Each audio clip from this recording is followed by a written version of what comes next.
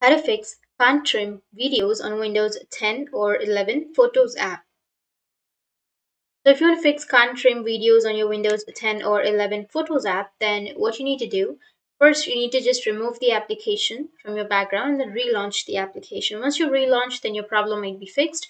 If that doesn't fix your problem, then you need to open up your settings. Now under settings, you just need to simply go with apps section, which is right here. And under your apps and features, you need to go with the installed apps.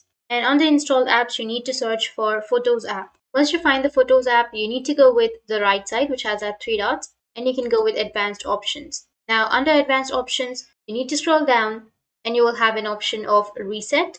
So first you need to simply repair it, and once it's repaired, you need to go with reset. And once you've done with the process, then you need to just restart your computer, and once you've restarted, then your Photos app will work. So that's it.